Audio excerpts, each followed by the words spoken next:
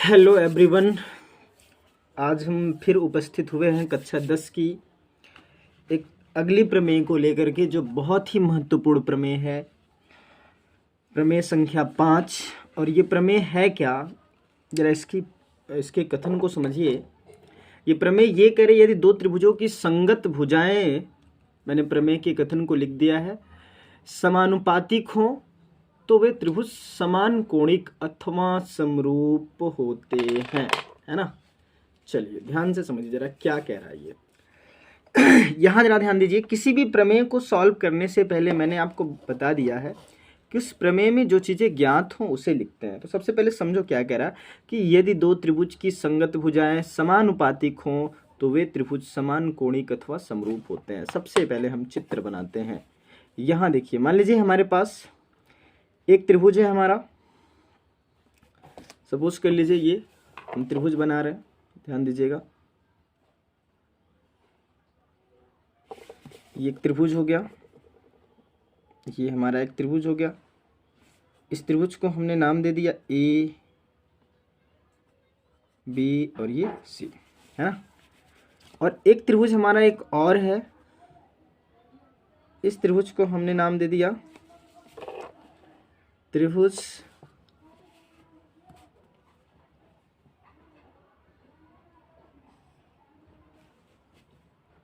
त्रिभुज D E F, त्रिभुज D E F, त्रिभुज डी ई एफ।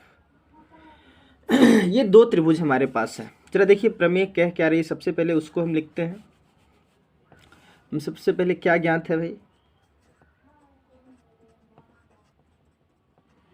ज्ञात है, यहां लिख देते हैं। त्रिभुज ए बी सी और त्रिभुज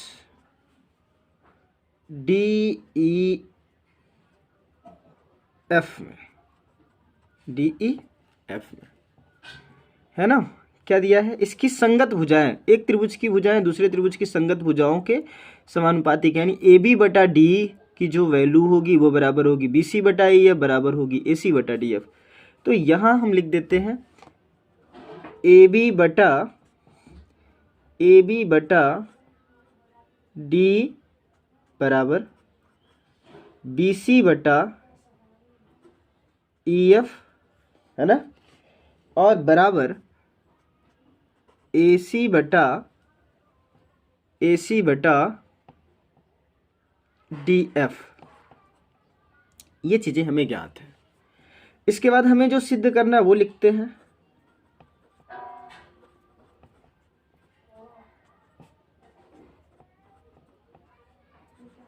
क्या सिद्ध करना है, हमें ये सिद्ध करना है कि त्रिभुज ए बी सी, है ना, ये समान कोणिक करने का मतलब समरूप होगा त्रिभुज डी ई एफ के। ये चीज हमें सिद्ध करना है, ठीक है। चलो हम क्या करते हैं, इस पूरी प्रमेय को सिद्ध करने के लिए एक बहुत ही प्यारी सी रचना करते हैं। रचना क्या करते हैं, जरा ध्यान दीजिएगा सभी लोग। हम रचना क्या करने जा रहे हैं, हम क्या करने जा रहे हैं, यहाँ इस त्रिभुज डी ई एफ के शीर्ष ई और शीर्ष एफ पे, है ना, इस कोण बी और कोण सी के बराबर कोण की रचना करने जा रहे हैं। कैसे करते हैं भाई कोण के बराबर कोण की रचना, आप सभी को पता। देखिए हमारे पास ये प्रकार है। हम क्या करेंगे, यहाँ लंगड़ा प्रकार रखेंगे, इसकी नोक को लेंगे, है ना। इसमें रचना कंस्ट्रक्शन से कोई मतलब नहीं होता है। ऐसे एक चाप लगाएंगे, इस चाप को लगाने के बाद, दिख नहीं रहा होगा, सॉरी, ऐसे देखिए क्या करेंगे, ऐसे एक चाप लगाएंगे, है ना, इस तरीके से।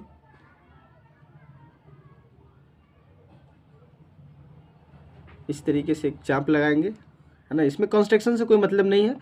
उसके बाद फिर वही चाप यहाँ लगाएंगे, ये चाप यहाँ जो लगा था, तो पेंसिल ऊपर हो गया, सॉरी, एक मिनट रुक जाइए।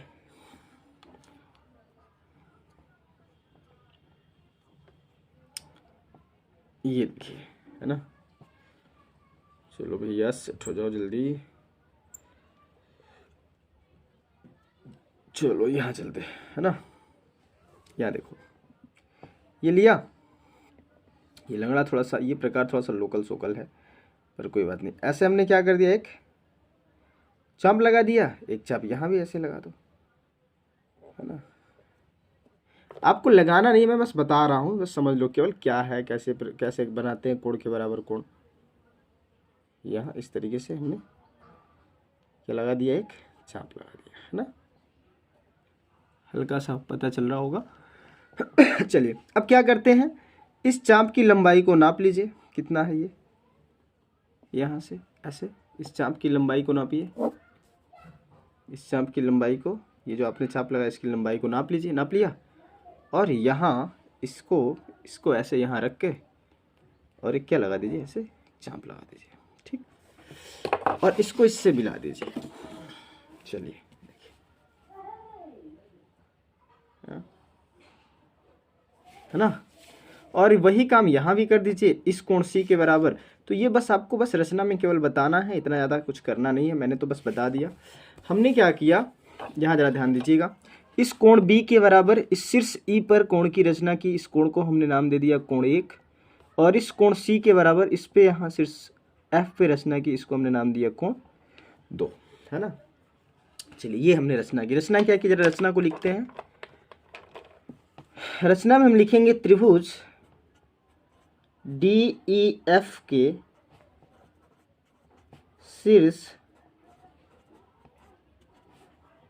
शीर्ष ई व एफ पर क्रमशः, इसको मान लीजिए ये हमारा हो गया, इसको हम यहाँ लिख देते हैं, ये शीर्ष हो गया के, है ना। क्रमशः यहाँ से लिखते हैं, क्रमशः इसका शीर्ष हो गया, इसको यहीं से थोड़ा सा ऐसा क्रमशः, है ना, क्रमशः कोण 1 बराबर कोण बी व कोण 2 बराबर कोण सी की रचना की, ये चीज हमने यहाँ लिख दी, ठीक है। चलिए अब आगे चलते हैं,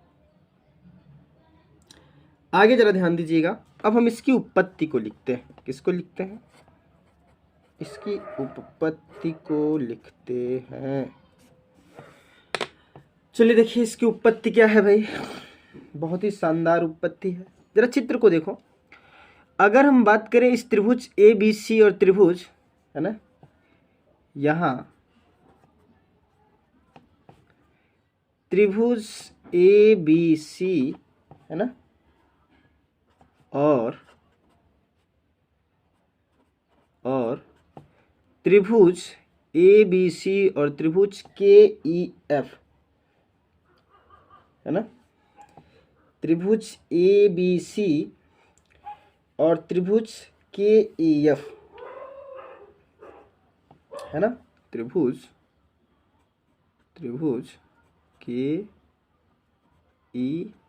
जरा क्रम देखिएगा, हमने यहाँ से लिया ABC, यहाँ से इसको लेंगे KEF समरूप त्रिभुज है। कैसे त्रिभुज है, समरूप त्रिभुज है। देखो भाई क्यों समरूप है ये भी मैं आपको बता देता हूँ, ज़्यादा लिखेंगे तो काफ़ी लंबा जाएगा। यहाँ देखो कोण B बराबर हो गया कोण 1 के, कोण C बराबर हो गया कोण 2 के। तो अगर किसी त्रिभुज के दो कोण आपस में बराबर हैं तो उस त्रिभुज का तीसरा कोण दूसरे त्रिभुज के तीसरे कोण के स्वतः बराबर होगा, अपने आप बराबर होगा। तो ये तीनों त्रिभुज कोण कोण कोण समरूपता प्रमेय से ये तीनों दोनों त्रिभुज ये ABC और KEF कोण कोण कोण समरूपता प्रमेय से क्या हो गए, समरूप हो गए। अतः त्रिभुज ABC, है ना, समरूप त्रिभुज हम लिख देंगे KEF, ठीक है। ये हो गया कि नहीं। चलो आगे चलते हैं। आगे हमारे पास क्या है, इसको हम कर लेते हैं। सपोज कर लीजिए हमारा अभी कोई इक्वेशन इसको हम ले लेते हैं, मान लीजिए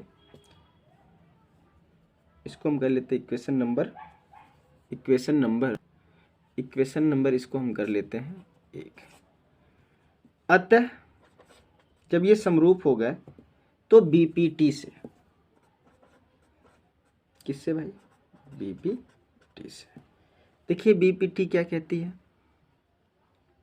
AB बटा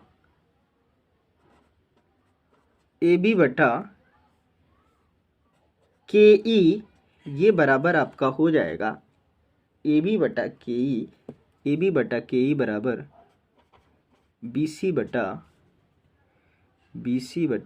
EF हो जाएगा ना। चलिए इसको करिए समीकरण नंबर 2, है ना। आगे चलते हैं, लेकिन हमारे पास एक चीज और है। क्या है भाई, जरा ध्यान दीजिएगा कि BC बटा, है ना, BC बटा EF की जो वैल्यू है वो हमारे पास किसके बराबर है? BC बटा EF की जो वैल्यू है वो बराबर है AB बटा DE के। तो यहाँ लिख दीजिए AB बटा, है ना, AB बटा DE ये बराबर आपका है BC बटा EF के, है ना। इसको करिए समीकरण नंबर 3। और ये चीज़ हमारे पास क्या है भाई, ये चीज़ हमारे पास क्या है? ज्ञात है। चल समीकरण 2 और 3 को ध्यान से देखिए। समीकरण 2 और 3 से, 2 व 3 से, चलिए 2 3 से हमें क्या मिला? इसका RHS इसके RHS के बराबर है, तो इसका LHS इसके LHS के क्या होगा? बराबर होगा। यानी AB बटा KE बराबर AB बटा DE, और इस AB से ये AB कैंसिल हो जाएगा। तो यहाँ हमें DE जो है वो किसके बराबर मिल गया? DE बराबर हमारा मिल गया KE के। DE किसके बराबर हो गया? KE के। DE जरा देखते हैं, DE किसके बराबर हो गया भाई? KE के। और अगर हम DF को सिद्ध कर दें KF के बराबर तो हमारा काम बन जाएगा ना। देखो कैसे सिद्ध करते हैं। यहाँ लिखते हैं हम इसी प्रकार, यहाँ हम लिखते हैं क्या? इसी प्रकार। देखिए हम क्या करते हैं, एक काम करते हैं, ध्यान दीजिएगा। मैं आपको एक रफ पे समझाता हूँ। रफ पेज, रुक जाइए जरा, होगा नीचे। हाँ ये रहा रफ पेज।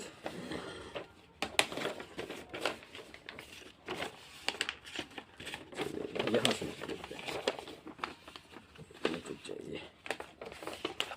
यहाँ समझा देते हैं, थोड़ा सा रफ की जरूरत है हमको।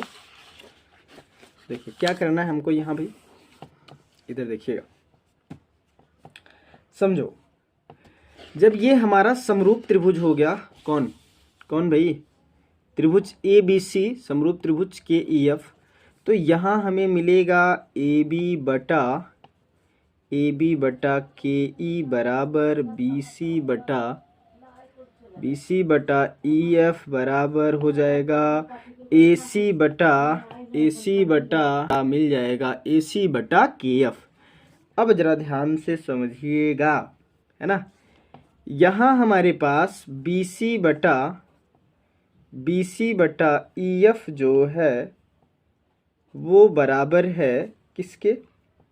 AC बटा KF के, है ना। AC बटा KF के। तो जब BC बटा EF बराबर है AC बटा KF के, और हमारे पास एक चीज़ और है, देखिए मैं अभी आपको दिखाता हूँ। BC बटा EF जो हमारा है वो बराबर है आपका AC, सॉरी, हाँ वो बराबर है आपका AC बटा DE के। किसके बराबर है भाई? AC बटा DE के। AC बटा DF के, हम सॉरी थोड़ा सा, AC बटा DF के, ठीक है। अब जरा देखो, ये और ये इनका LHS इनके LHS के क्या होगा, बराबर होगा। तो इसका RHS इसके RHS के क्या होगा, बराबर होगा। तो यहाँ हम फिर लिख देंगे AC बटा KF। चलो लिख देते हैं, कोई बात नहीं, बड़ा ही जाएगा, कोई दिक्कत नहीं। इसी प्रकार ध्यान दीजिए, इसी प्रकार हम यहाँ लिख देंगे, ये हो गया ना। चलो नेक्स्ट चलते हैं, अगला क्रम क्या लेंगे, BC बटा, इस पेन से यूज करते हैं, BC बटा कहाँ गया भाई, BC बटा EF ये बराबर होगा आपका BC बटा EF, ये बराबर आपका होगा, यहाँ जरा ध्यान दीजिएगा, BC बटा E बराबर होगा आपका BC बटा EF बराबर होगा AC बटा KF के, है ना। चलिए क्यों होगा भाई, यहाँ देख लो क्यों होगा। मैं यहाँ लिख देता हूँ, ये जो आपने समरूप लिखा है ना, यहाँ ये हमें 3 चीज़ें देगा। क्या, पहला AB बटा KE बराबर BC बटा EF बराबर AC बटा KF। ये 3 चीज़ें हमें यहाँ से मिलेंगी, और ये हम यहीं से लिखें। देखो BC बटा EF बराबर हमारा AC बटा KF, है ना। चलिए, तो जब हमें ये पता है, ठीक है, ये चीज़ हमने यहाँ से लिख ली, इसको करिए समीकरण नंबर 4। तथा एक चीज़ हमें और पता है, देखिएगा क्या पता हमें, ये है कि BC बटा जो EF है आपका, BC बटा जो EF है हमारा, है ना, BC बटा जो EF है वो बराबर है आपका AC बटा DF के, AC बटा DF के। इसको करिए समीकरण नंबर 5। ये मैं लिखना नहीं चाह रहा था, मैं सीधे लिख देता इसी प्रकार, लेकिन आप कहेंगे सर कैसे, तो ये मैं आपको दिखा दे रहा हूँ कैसे। आप सीधे लिख दीजिएगा इसी प्रकार, मैं बता देता हूँ। समीकरण 4 व 5 से देखो जरा, इसका LHS इसके LHS के बराबर है, तो इसका RHS इसके RHS के क्या होगा, बराबर होगा, है ना। तो यहाँ हमें मिल जाएगा AC बटा KF, ये बराबर आपका हो जाएगा AC बटा DF। AC बटा क्या हो जाएगा, AC से AC फतेह, हमारा क्या मिला, DF बराबर हमारा मिला KF। ये मिल गया कि नहीं, यानी DF भी बराबर हो गया KF के। चलो थोड़ी सी जगह और हमको चाहिए, तो यहाँ बना लेते हैं कल की तरह।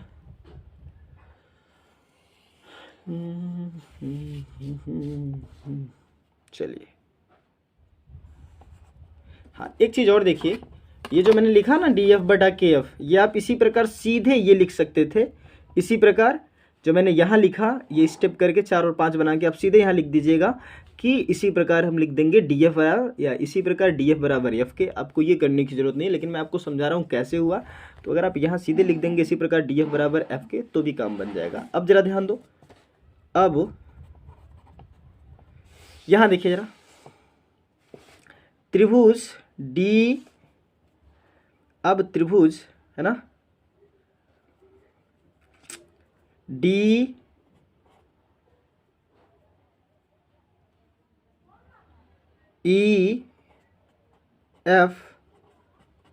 और त्रिभुज KEF में ध्यान दीजिएगा।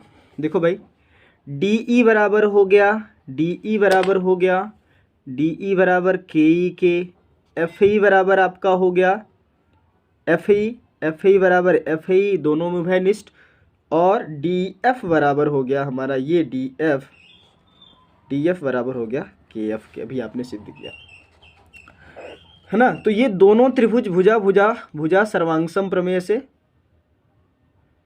क्या हो जाएंगे, सर्वांगसम हो जाएंगे। अतः लिख देता हूं एक बार, DE बराबर KE, DE बराबर KE, है ना, सिद्ध हुआ है। DE बराबर KE, चलिए यहाँ लिख सकते हैं आप, सिद्ध किया है आपने भी, सिद्ध हुआ है।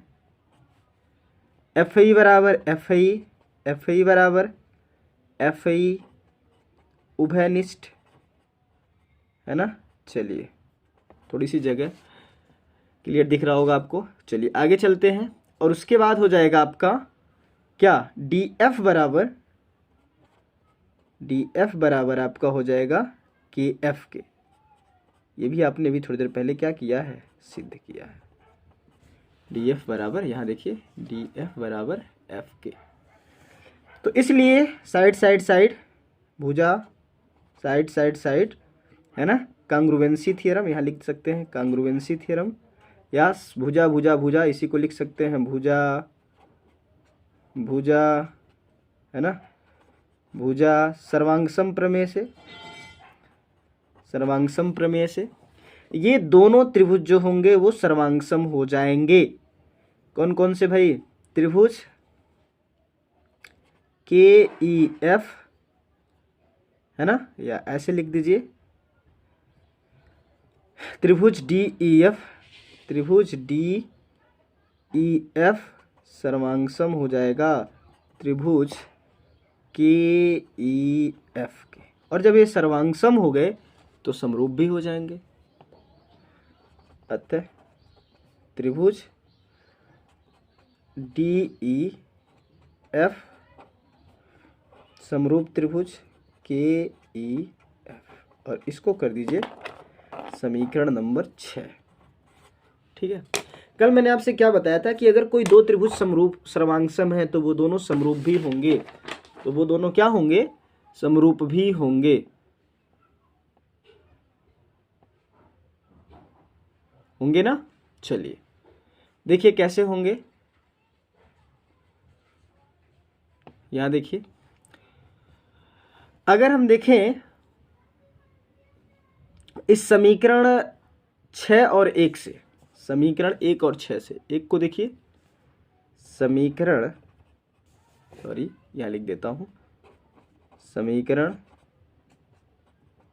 1 व 6 से, एक क्या है भाई, एक यहां रहा कि त्रिभुज ABC समरूप है त्रिभुज KEF के, और यहां त्रिभुज DEF समरूप है त्रिभुज KEF के। मैंने क्या कहा था कल कि अगर x बराबर 3 और x बराबर 5, तो अगर ये x हो और ये भी x हो, है ना, ध्यान दीजिएगा, ये x हो और ये भी x हो, ये x हो और ये भी x हो, और यहाँ x बराबर 3 और यहाँ x बराबर 5, तो 3 बराबर 5 नहीं हो जाएगा।